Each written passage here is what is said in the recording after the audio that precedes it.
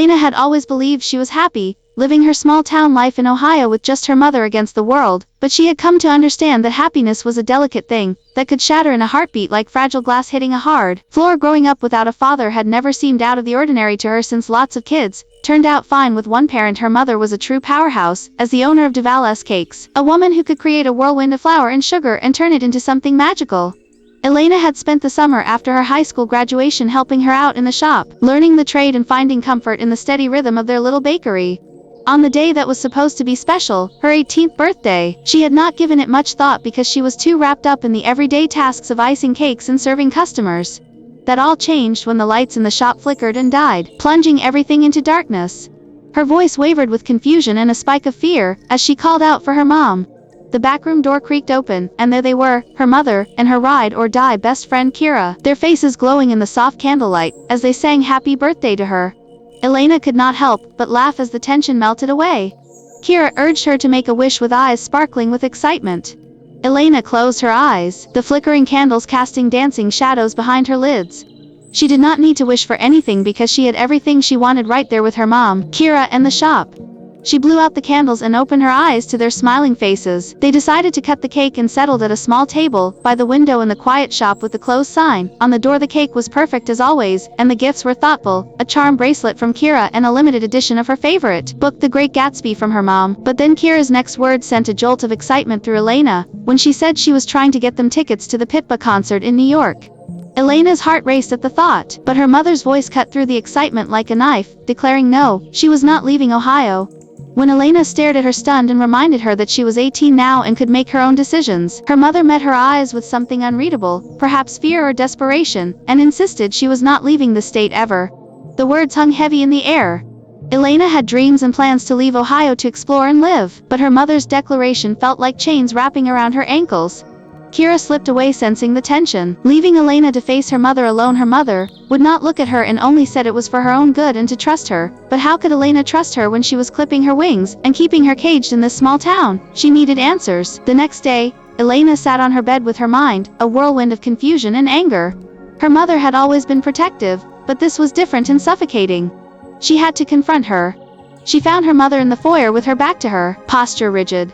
Elaina started to say she was going to Kira's party that night and they needed to talk, but her words died in her throat as she saw the three men standing with her mother. Strangers in their home. Her mother turned with a pale face and wide eyes filled with fear and told Elaina to go upstairs. But the man who seemed to be in charge, with his thick accent and cold eyes, stopped her and said no, let her stay, she should hear this. Elena's heart pounded as he stepped closer. Her mother moved to block him, but he brushed her aside without force. He asked if Elaina had any idea who she was dealing with. Then he said he was her father. The room spun. Elaina searched her mother's face for some sign that this was a lie, but there was only resignation and silent confirmation. She cried out that he was lying, but the words felt hollow even to her own ears. Vadim's laugh was dark and amused. Elaina wanted to run, but she stood frozen. When she asked why he was here in a voice barely a whisper, he answered that her mother had always known he would come one day. This had always been the plan. Betrayal cut through Elaina like a blade. Her mother had known all along and said nothing. Vadim's gaze was sharp as he told her he was Vadim Vasilev, head of one of the most powerful families in New York. And she, Elaina, was his only child? It was time she knew the truth about who she was and took her place. Elaina stared at him with defiance and said he was not her father. Vadim did not argue. He simply told her that whether she accepted it or not, she needed to understand the world she had been born into. Elaina said she wanted nothing to do with him or his world. She would not leave Ohio. Her mother's voice broke as she stepped forward and begged Elaina to listen. She said Vadim had the power to destroy everything they had built, the shop, their life, their safety. The only way to protect what they had was for Elaina to go with him, at least for a while, and learn what he wanted to teach her. Elaina felt the ground give way beneath her. Her mother, the one person she had trusted most, was asking her to walk into the fire. She looked at Vadim. He waited in silence, offering no threats, only the quiet certainty of a man who always got what he wanted in the end. Elaina turned to her mother, eyes burning. You want me to go with him? Her mother could not meet her gaze. I need you to go. Please. For a long moment, no one spoke. Then Elaina looked back at Vadim, her voice steady despite the storm inside her. I'll go, she said. But not because you're my father. I'm going because I want to know exactly what kind of man you are and because I won't let you destroy her life. Vadim gave a small, satisfied nod. That's a start. He told her they would leave for New York the next morning. He would give her one night to say her goodbyes. When he and his men finally left, the house felt too quiet. Elaina stood in the foyer with her mother, the distance between them suddenly vast. I'm sorry, her mother whispered. Elaina didn't answer. She walked upstairs without another word. That night she packed a single suitcase. She didn't know how long she would be gone. She didn't know if she would ever truly come back. But for the first time in her life, she understood that her mother had been living in fear for 18 years, and now that fear had been passed to her. The next morning, a black car waited outside.